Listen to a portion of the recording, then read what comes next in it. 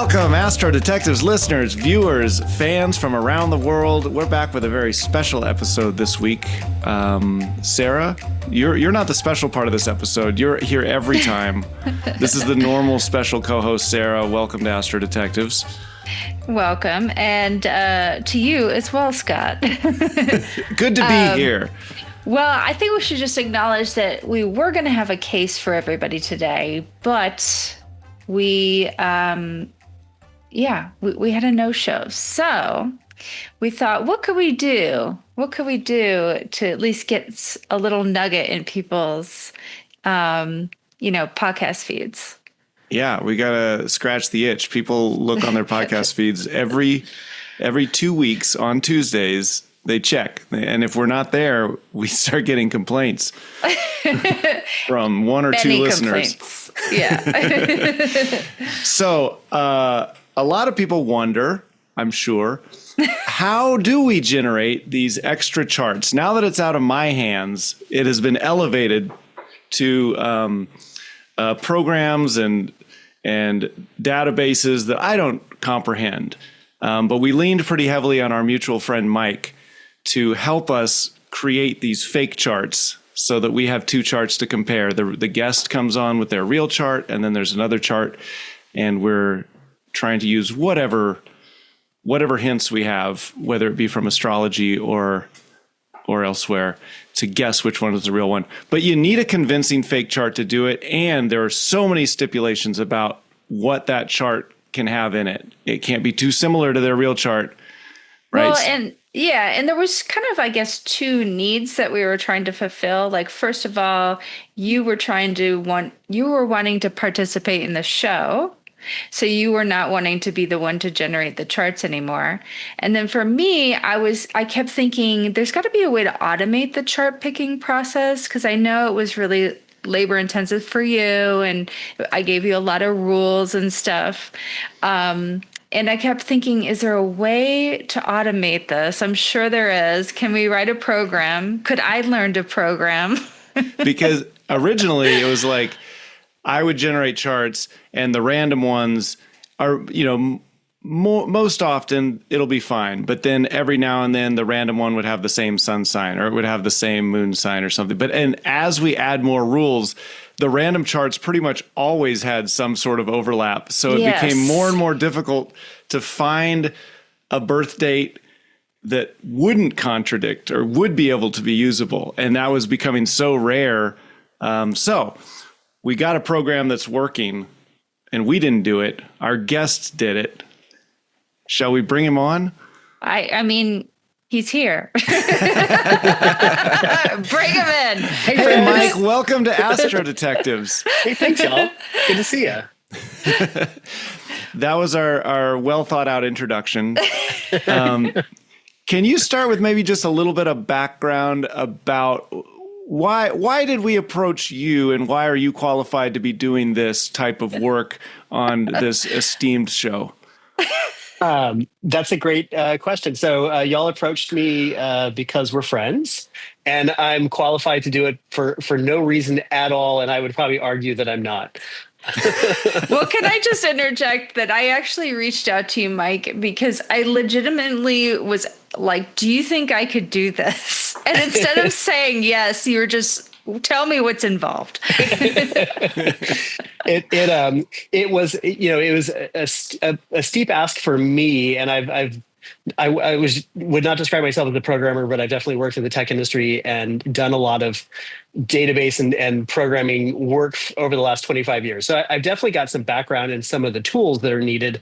But yeah, I didn't think this was something that would be pretty easily done by someone who didn't have at least a good bit of experience. So I didn't study computer science in school. I've never been a hardcore programmer, but I've spent enough time kind of slapping together code and working for big tech companies that I felt I could pretty easily come up with something that kind of worked. And what I came up with is a bit of a hack job, but it works, and it takes the pressure off of Scott.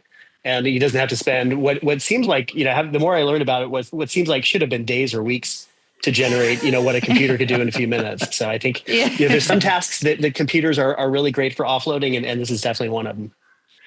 Yeah, And once I got to going through 10 different randomly generated birthdays and the 10 of them not working, I was like, okay, this is ridiculous. You know? So then it would have taken weeks at this point now that we've added more rules. yeah. And Mike, what did you name this thing? It's had a few different names. It's just called AstroCode in my system, but I think there is a random chartifier thing is what at some point it was called. Yes, the Astro Detective's random chartifier thingy, I believe, is the official name. It's important that a name in programming have it should be proportional to how much you believe in your skill in delivering something, and so there had to be some wishy-washiness in here because I sort of can play one on TV, but my skills are limited. You could have just convinced us that you knew exactly what you were doing and you're an expert in this.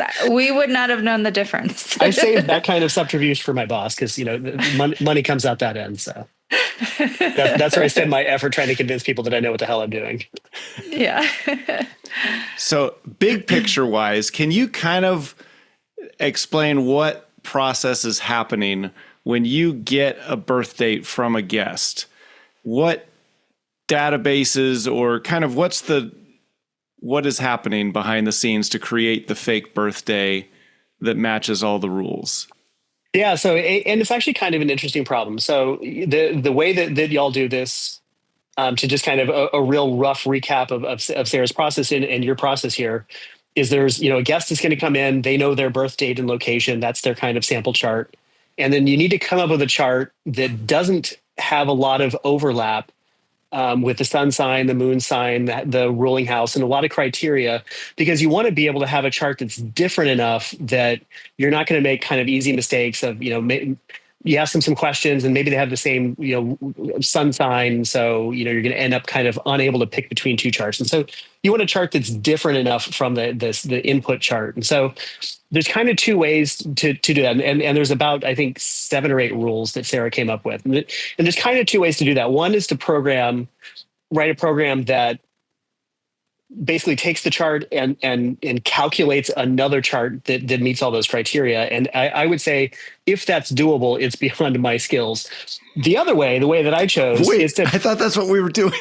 Well, the way that I did it is I just generated thousands of charts and filtered out the ones that mismatched. And so I think what we do is we basically every day, 13 months before and 13 months after the sample chart, we just generate a chart for that day and then build a big list of them and then go through and ask, does the sun sign match? Does the moon sign match? And so on.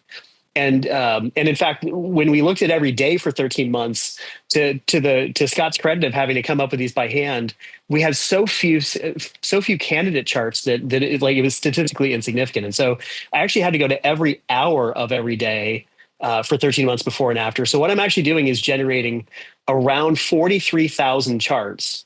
And then out of those, I get about 120 is the last run that I did.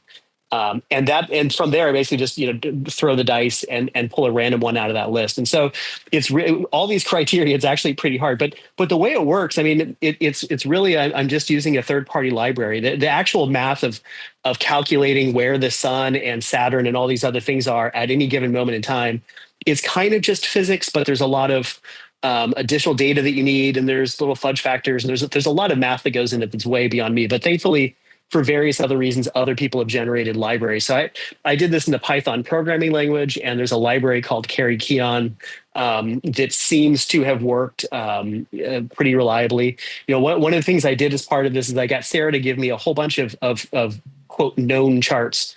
So 30 or so charts that she grabbed the inputs for, generated a chart the way she would do it. And so whenever I make modifications to the code, I basically have it run through those 30 dates and locations and say, are you giving me the values that I expect those to be? Like, is it generating the right values for those? And that's how I kind of sanity check it. But so now, whenever, a prospective guest becomes available, they send me their birth date and their location and I put it in. And I think it takes about 3 or 4 minutes to crunch over it. I've got a relatively new MacBook, and so maybe a little bit longer on an older machine. But in just a few minutes, it can do the work that Scott was having to bang his head on for for quite a while. So I'd say it's a win. Well, and since I knew it was going to be a machine doing it and you, I added more rules, but I'll just run through them real quick just so people know. So the basic rule, of course, is we want a different big 3 sun, moon, rising in each chart. And so basically, yeah, we've got the guest chart. And so we're looking for a chart that doesn't have a sun, moon, rising sign that matches any of their sun, moon, rising. My next stipulation is to have Saturn in a different sign because Saturn is very slow moving. It changes signs every 2.5 years. And so therefore a lot of the other planets do as well. And so that was important to me to really get like a distinct, personal planets in different signs.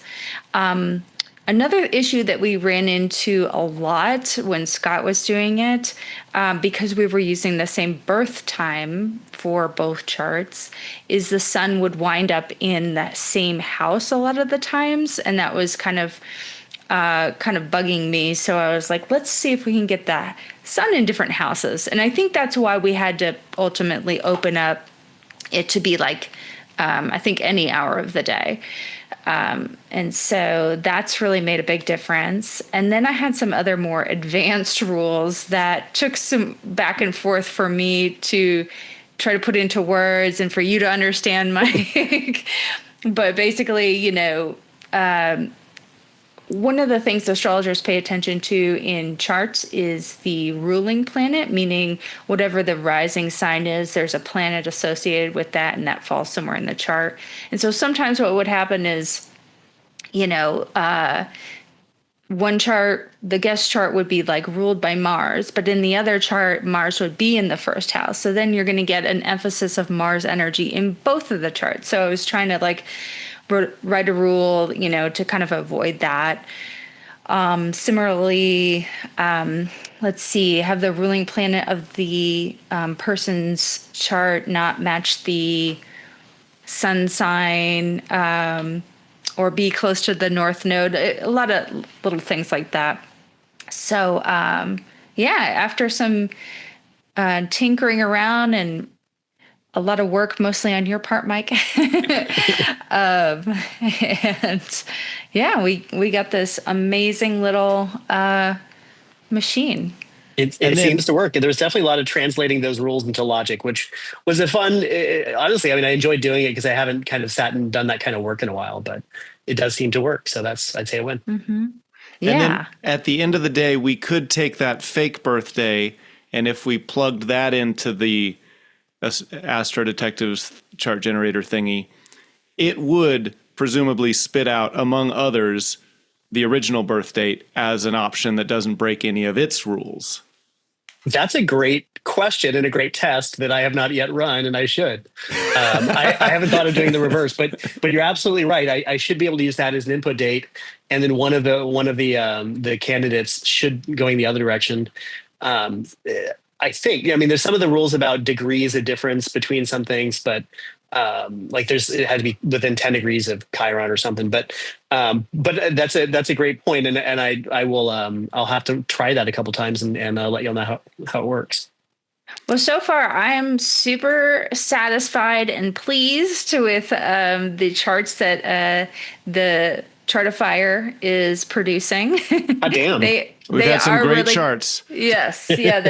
I really feel like I'm getting a distinct, different flavor from both of them. Nice. Well, I'm just glad that it works. That's the whole point of this was to make something that's useful and let Scott, kind of participate differently than he was in the first season. And I think that's great. I'm glad to hear it works. Flex my astrology muscles a little bit. Although I'm looking at more of probability of the time that they were born, especially since the times are different, and then seasonally birth rates are different on different months. So I have astrology in the back of my head. Like if they know that they're a Leo and they say some stuff that sounds like something a Leo would say, then that'll influence my decision. But I'm also thinking babies are more likely to be born at this time than this time. Or on this day than this day. I feel like every time you say that, we end up with a night chart. Right. Again, you can have a birthday at any time. But I think if we looked at all of our guests, I wonder, We should do that. We should look at because we're at episode 57 or 8 now. What is the most likely time of day of all of our charts? Sarah's plotted out the different signs and the different rising signs for some of them to see how many guests did we get from different signs.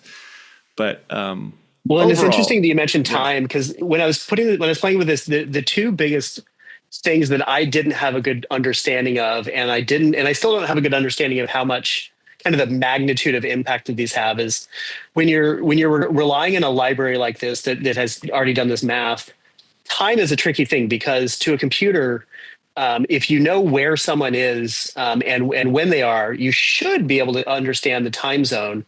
But daylight saving libraries over the last 30 or so years have had changes, and some are kept up to date more than others. And so there's a risk that somebody says 9:15 a.m. in Houston. Was that in, it was in maybe in a cusp month that changed daylight saving rules, was that accounted for? And then the other one is the location, and that seems to have a relatively lower magnitude of impact. But when you say a lot of the charts you put in a city name, so Houston, for example, is where I was born. Well, Houston is 100 miles across, and so what is the GPS coordinate of Houston? There's a massive set of GPS coordinates that fit in the boundaries of what today is identified as Houston, Texas. And so I was a little bit worried that, imprecision there. And so for a while I was giving Sarah, latitude and longitude coordinates for what I was calculating. And I think it simplified things just to go with cities. And between the two of those, I don't think the magnitude of impact is going to be big enough to confuse things. But, the bigger impact are the different types of chart systems and the house systems and all those things. And there's a lot to account for there, because it's surprisingly complex to, if you say, give me an astrology chart, there's a lot more things than I knew before I played with this that I had to know in order to actually generate, because there's just a lot of rules to things. But definitely been an interesting little journey. I would say that and that's a great point too, because that is definitely something that ephemerises and all that kind of stuff have to do. Astrology software has to consider is, the time zones and time change and daylight savings and all that kind of stuff is really complicated. But I just lost my train of thought. Anyway. And if a state changes and decides now we're on daylight savings time and we didn't used to be, does plugging it into a chart generator mean it's going to follow the laws as they were at the time, because the birth certificate still says this time, but it's not following their current observation of daylight savings time? I never even thought about that. Mm-hmm. That really throws things off. But it's just, the quality of libraries can vary over, different things, and what version did they grab, and it's just one of those things that's just kind of hard to know. Yeah, and I was just going to add that, really, the time is very sensitive and needs to be very precise, to look at someone's chart. A minute can kind of change a whole chart, but the location, we have a little more flexibility with that, so sometimes I'll be trying to pull up someone's birth city and it's just not in the database. So I'll just pick the nearest city. So as long as you're within, a good region, you'll be fine. Not too much will change in the chart. But try to keep it within 25 miles, something like that. It makes you wonder how they were able to do it 1,000 years ago with this kind of precision, to be able to even write what all of these things meant. Mm-hmm. It does make you wonder. Why don't you go look that up and study it? Well, I know they weren't doing it with this kind of precision. I know. Yeah, clocks were not exactly what they are now. They wish they had the chart of fire. They were. That would be the one thing that they would have asked for. Like, what could I have from the future? Well, this chart of fire thing would make my life easier. Oh my God. They should have said Apple stock. They would be groveling at your feet. Now, Mike, tell us, what are your thoughts on astrology? Well, first, actually, do you know your astrology? I know that I'm a Taurus, and that Tauruses don't generally believe in astrology. So I don't know about that. Who told you that?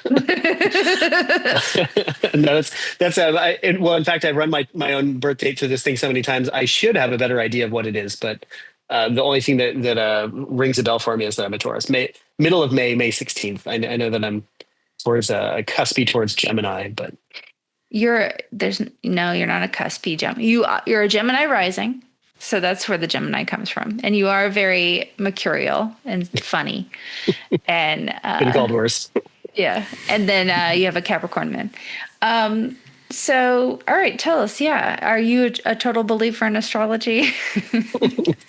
I believe, well, define astrology for me. Like what claim should I say that I believe in or don't believe in? Yeah. And every time I say, do you believe in astrology? Like I believe that astrology exists, but Yeah. Yes. Yeah.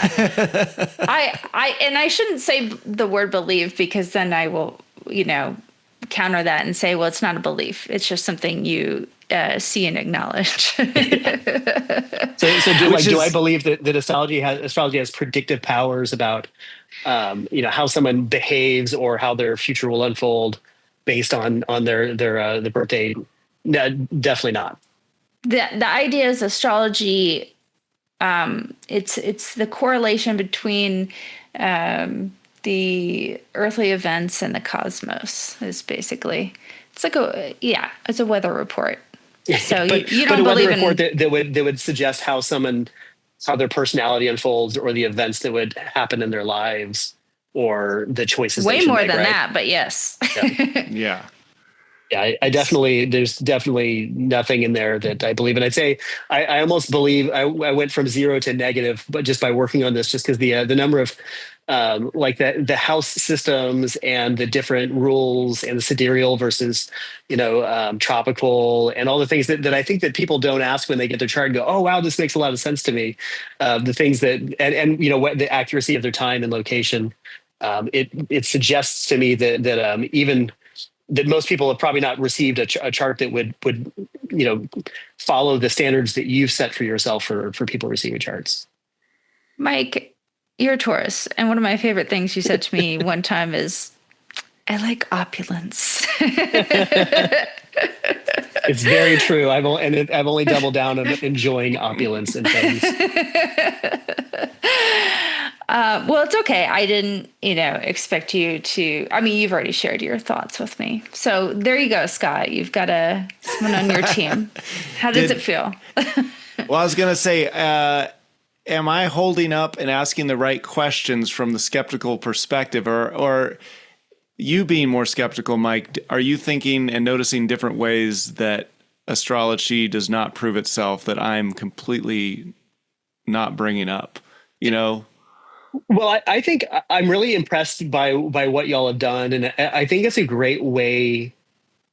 So I don't have enough understanding of the way that one would approach, a scientific study of this to say whether y'all are doing it the right way or if there's improvements you can make to your model. But I really enjoy what y'all done, and I think there's an aspect of it that's entertaining for a podcast, but.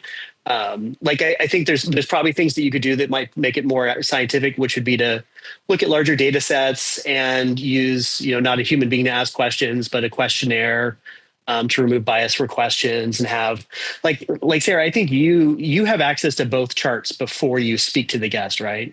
Mm-hmm, yeah. So I would think that you probably wouldn't want to do that to avoid biasing because one of the things that'll encourage you to do is kind of shepherd them towards sets of questions and answers, and not intentionally, but just kind of unaware bias of just the way that these things work. Bias is a really tricky thing, and there are scientists who are heavily trained on bias and really deeply understand these things, who have then conducted studies that have had to be thrown out because they made some obvious mistake of again, it's not intentional. It just there's ways that this can creep in. So, but I don't think you could do things like that would make it a more entertaining podcast. So I think that would be, I don't think it'd be very interesting to look at those results. And I appreciate the conversation because while I don't believe that astrology has predictive power about, saying that because I'm a Taurus that it predicts that I'm going to have a certain personality, I think it's interesting. I do think that it's interesting to use ways that are maybe not traditional or standard to look at life and wonder things. And so I've spent most of my job as a career, my career as an engineer.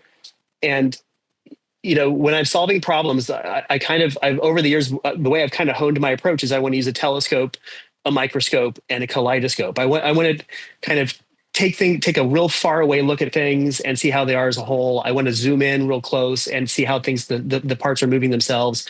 And then the most complicated problems I've solved working for big tech companies have all benefited from just sort of a left field, stop thinking about it, just maybe graph the data and see if a pattern jumps out, like a different way of thinking about it. So I think it can be an interesting tool to take astrology and use that as a razor, to divide some ideas and think about how to approach things. But I don't think that means that you can use it to, reliably make decisions or understand things about yourself. But I think it's maybe a framework that you can use to think about things and kind of introspect yourself, perhaps. Have you ever? Well, first of all, I love that thing about the telescope, kaleidoscope, microscope. That's really, really brilliant. Have you ever had an astrology reading? I think you've done some. We've known each other for, I don't want to say how many years, partially because I can't remember and I'd have to do the math in my head. And then when I get to the number, it usually scares me a little bit. But let's say over 20 years. I think you've occasionally casually charted me and told me some things, but I don't think we've done like a real deep down human design or astrology chart. Mm-hmm. Yeah. Well, and I also know you and also have been like learning this over the years, but one day maybe you should just consider getting a reading from a stranger just to see. It would be interesting. Like a corollary. And I think one of the things that made me think about it this way is another mutual friend of ours in Seattle. He mentioned kind of randomly a few months ago that he was using a tarot deck to, as he had kind of difficult decisions to think about, he was using a tarot deck to kind of go through it. And he wasn't expecting that the tarot deck, the tarot cards, represented some sort of mystical power that was going to solve something for him. But it was just kind of a way of thinking of things differently and just kind of flipping a problem on its side, just kind of a tool for that. And then kind of thinking through it. But I mean, I think it'd be interesting to hear what every once in a while when I walk by a psychic table or a astrology booth at a state fair, I wonder what would their information be. And I would treat it kind of with the weight of a fortune cookie, but it'd still be interesting to hear. Yeah, the kaleidoscope approach is always great. And fortune cookies are a good example too, because those are written to match things that people are going through. Every one of those fortunes is supposed to, when somebody opens it up, they should, relate to it. And so regardless of what your sun sign is or what your chart says, all of these different personality types have been written to match you, match different parts of you, different aspects of you. So whether you're a Gemini or whether you're a Capricorn, you should be able to sit down and when they start telling you the characteristics, you're going to relate to a lot of them regardless. And kind of pointing you in that new direction is that kind of fun out of left field way of saying, oh, I never thought of myself as being good with money, but now that you mentioned, like, let me think of some ways that I am. Yeah, exactly. I think part of the problem is a lot of people who don't know much about astrology or are skeptical of astrology tend to think about it in terms of like psychology because that's how it was popularized in recent years is like through this psychological lens. But the tradition of astrology is thousands of years old, and only more recently was it used to, the ancients weren't thinking about their personalities, or things like that. It's been used for much more practical means, timing techniques, even medical astrology, which I'm very passionate about. To like elect a good time for a wedding, or lots of different practical uses. Yeah. Well, when you look up your horoscope and when people go in and ask an astrologer, usually they're talking about like, oh, you're drawn to this kind of thing. You'd be good at this. It depends on I mean, I see questions ranging all over the place. Yeah. Yeah. Well, it's hard to test whether the wedding date was good or bad, unless an astrologer told him a wedding date and, I don't know, it rained. Then I guess that would be a pretty bad mark against astrology. Or then they would say, actually, it was the right thing for it to rain because it gave you guys this experience and actually brought you closer. So that See, was and the perfect. I love rain, so rain would be auspicious on a wedding day. Yeah, I mean, there's that and every astrologer's level and skill is different as well. So If you believe in parallel realities, then that would be a great thing to help us test mundane astrology and these sort of like when they say this is the best time to do something, then you can actually check out both of these universes and say, was it? We followed all the possible points from each of those realities, and see, that would definitely help just about any scientific inquiry. To having parallel universes to check. I mean, you can't do science on an individual person. You can't, give somebody an intervention and then they say, "Oh, I didn't get a cold. It must have worked." Well, maybe they weren't going to get a cold anyways. But if you could, sliding doors it and split open and go, "Aha, this universe they got a cold and this one they didn't," then maybe you'd know. But let me know if you find that. That'd be pretty fun. I don't even know what that means. I was just going to say people who study history deeply and stumble into astrology often get really, I feel like history and astrology go hand in hand. And that's I don't know, that's like a whole other fascinating rabbit hole to go down. because they'll make correlations with the planets were here when this happened. And again, it's sort of hard to play. There's no alternate reality to see what would happen differently had the planets not been in that position. Well, the planets, because there's always going to be something different happening, and the planets are always moving. no, but there's cycles and patterns And that are happening. The one that people are talking about most recently is, and the outer planets, the ones that are further out that take longer to complete a whole revolution around the sun, those are the ones that set the pacing or the tone for eras, decades, and kind of like for the collective. And the one everybody is really focused on right now is Uranus moving into, which this planet represents rebellion and uprising and shaking up systems and things like that, innovation. It has just moved into Gemini, and it goes through Gemini about, I believe, every 84 years. And so if you look back, it correlates pretty closely with World War II, the Civil War, and the Revolutionary War, and the Industrial Revolution as well. And there are heavy, heavy themes of that planet and that sign that tie into that pattern. Suggest we're ready for some bad news.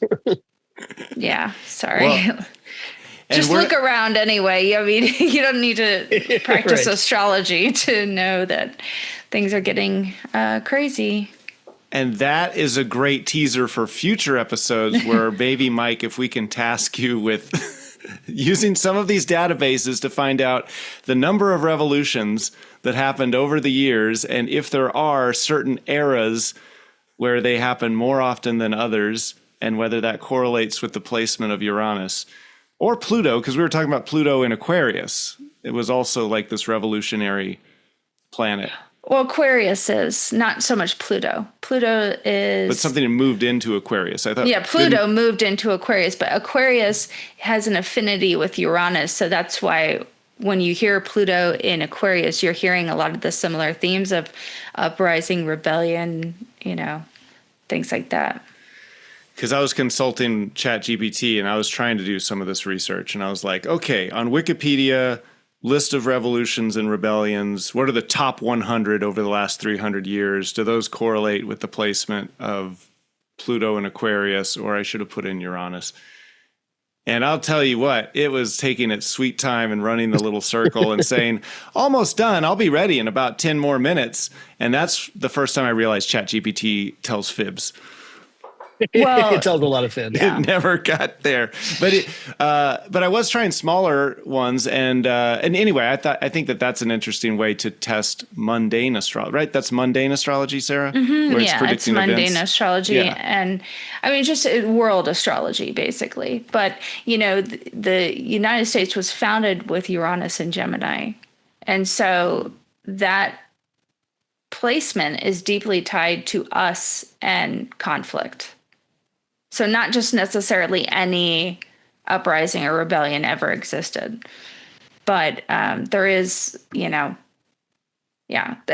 is a big topic. So, Well, and that's again where, to be scientific about the inquiry, you'd have to think about how you define the size of the conflict to be relevant. And when you look at those cycles, numerology is fun because you can find all these sorts of patterns, and that doesn't mean they mean anything. But when you take large amounts of data and lay them side by side, you can find these interesting things. But what's easy to fall prey to is you say, well, these are roughly every 73 years. Well, this one was 75 and that was 78. And so you first have to define kind of what sort of events qualify, and then what are your time boundaries? Because it gets very easy that's one of the areas of bias where it gets really easy to kind of fudge a little bit here and there and say, well, this one didn't qualify a moment ago, but it kind of qualifies now. And but it is, what you said a moment ago, I think it is interesting to kind of think about how people have used astrology as a tool in history and kind of see how those things go together. Because it is interesting just to see how humans have solved problems, with the tools available to them. There was a time when, the ancients, the stars were just this ever-present calendar that were much brighter to them than they are today, because there was quite a bit less light pollution. And most people just lived out under the stars, and so it was always there, and it was easy to kind of draw these correlations to things. But it is fascinating how that's for most of human history, that's just been what we've had to go by. Well, and I was just also going to say it's easy to be skeptical too when you're only looking at things piecemeal and not like the entire system. You know what I mean? Mm-hmm. Yeah, but of course we're looking for examples. We're like, because otherwise I feel like the astrologers focus on piecemeal examples of it being right.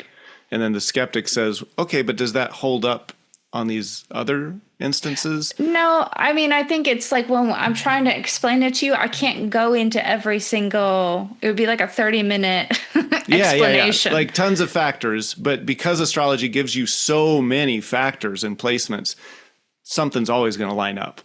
And so not when always. we focus on the things that line up. Each configuration produces a different energy. And that should match the energy of the situation.